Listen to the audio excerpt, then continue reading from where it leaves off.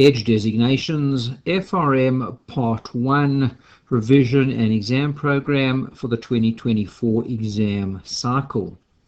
The purpose of this video is first and foremost to give you a little bit of a picture, a look at what you can expect in the FRM Part 1 exam, first and foremost, and second of all, just have a quick look at what we at Edge Designations can do for you in terms of your prep for your FRM Part 1 exam. Let's get going straight away first and foremost, and let's just have a look at what you can expect from the FRM Part 1 exam for those that are not familiar with a particular format. Let's get going. First and foremost, it's important to remember that, well, let's just go down a little bit before we go back up there. The exam will be written at 3 specific points during 2024. You've got the May writing, which will be between 11th and 17th of May. You've got the August writing, 9th and 10th of August, and then you've got the November writing. So 3 times in the year, May, August, and November. Something important to remember a little bit about the August writing is you can see that the August writing window is very narrow. It's only the 9th and 10th of August, and it's an AM paper, meaning it's written in the morning. Why do they write it in the morning? Because remember, you can also write FRM Part 2 on the same day, but of course, each exam being a 4-hour paper, you would need to write Part 1 in the morning, an AM paper, and then Part 2 in the afternoon, as opposed to the other dates in May and November where the exam window is slightly wider. You can write Part 1 on one day and Part 2 on another day. We don't really have much of an option then for the August exam. Okay. In terms of the exam itself, okay, first and foremost, it is a CBT. It's a computer-based exam, as are all the exams now. Everybody post-COVID has moved completely computer-based, which means you'll write the exam on a computer, okay, at a specifically allocated exam center, depending on the location in which you are writing. The exam itself is a 4-hour paper, okay. FRM questions everything in terms of MCQ, both, interestingly enough, it's the only designation of the ones that we cover that has got no constructed response, no writing component to the exams, and both the FRM Part 1 and Part 2 are completely multiple choice.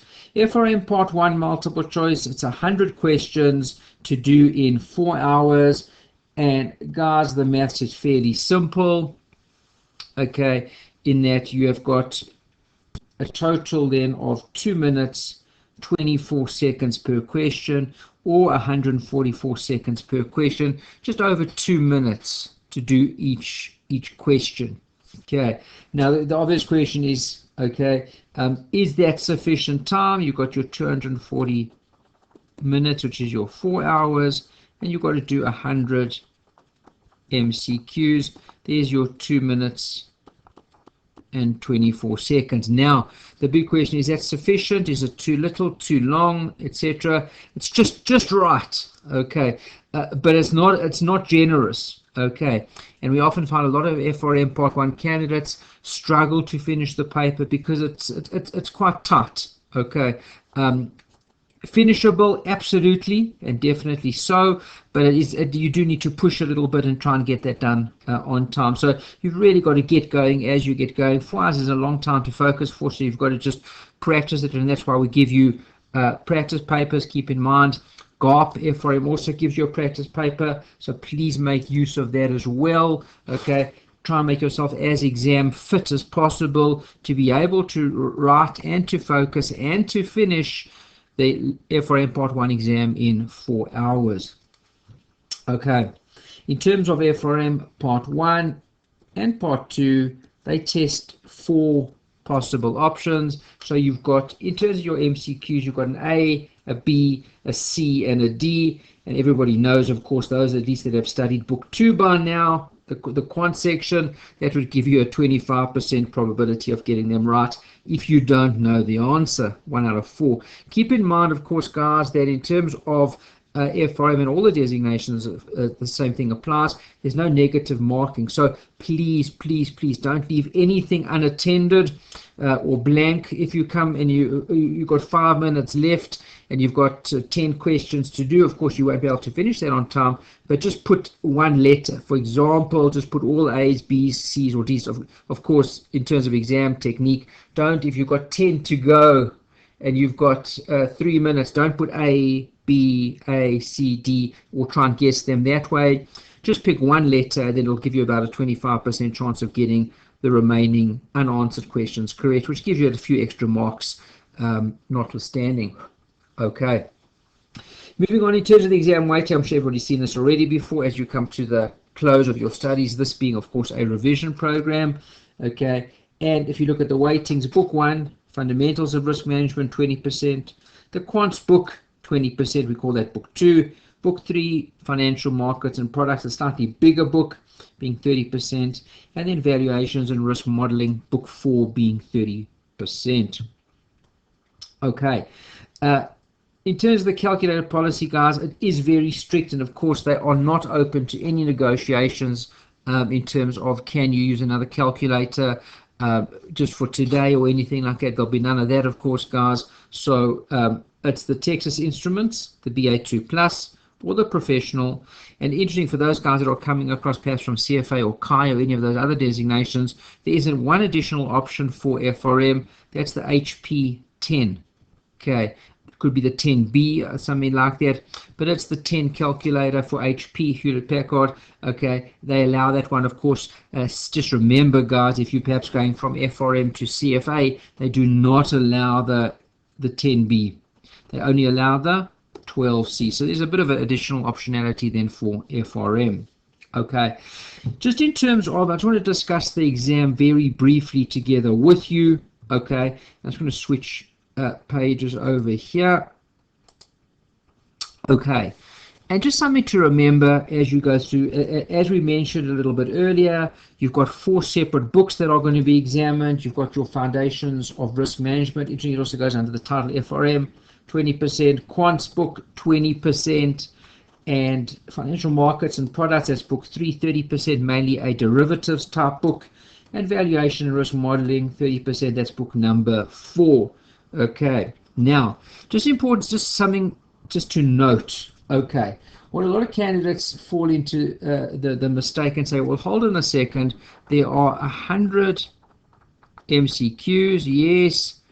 How many topics are there? And you go through them all and you come out as 62 topics. Okay, that looks like approximately 62 topics or chapters, call them whatever you like.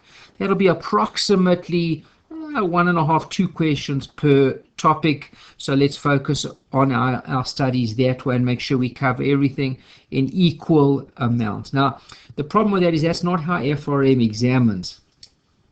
And FRM does not treat all topics, all sections equally. I'm just going to give you one little example over here. And let's just keep this one in mind. And I can't tell you too much more than that in terms of the studying, but just a bit of a guide.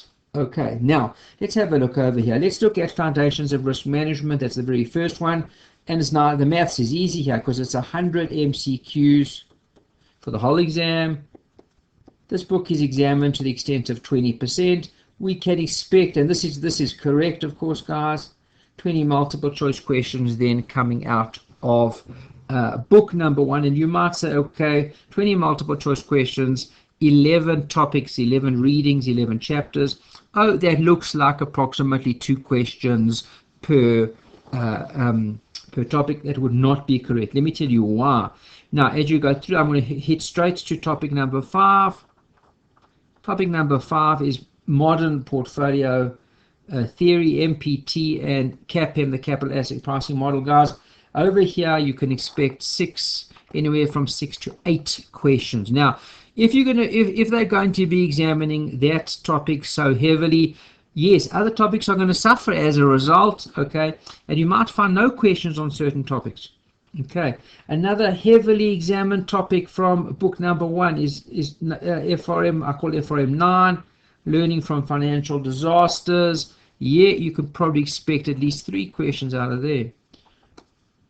The GARP Code of Conduct, probably at least 2 questions. Now, if you add all of those up, you're getting very close already to your 20 multiple choice questions, and you haven't seen too much of the other information, the other topics at all. Okay, so just keep that in mind, and if you watch some of our earlier videos, I've done a nice video on this, a breakdown of this already, in that where we tell you that, and I go through each of the 4 books for you and tell you what are the key topics then per book. So, and I'm not saying to you guys, please just study these 3 topics for the whole of book 1. Not a good strategy either, but just in terms of your focus and where you can expect more questions, where you should practice perhaps a little bit longer and harder, or you need to be a little bit more specific and focused then in your approach. Okay. Let's go back over here and let's just conclude this particular video. It's a fairly short video, okay, just then in terms of what you can expect from us. And obviously at Edge, I'm just going to go specifically through option number 2, because this video relates specifically, okay, to the revision program. And in our revision program, we've got a complete set of revision notes for all of the 4 books, in which we take you through the entire FRM Part 1 syllabus again. Yes, it's in summary form. We give you videos on those. Those are YouTube videos, easy to watch. And we also give you 3 full practice exams then with solutions. Okay, when I talk about 3 full practice exams, that is 100 marks per question, okay, per exam paper, just to get you ready. In terms of getting yourself ready for the exam itself as well, guys, of course, please make sure there is one free FRM GARP paper that they make available to you on their website. Please make use of that.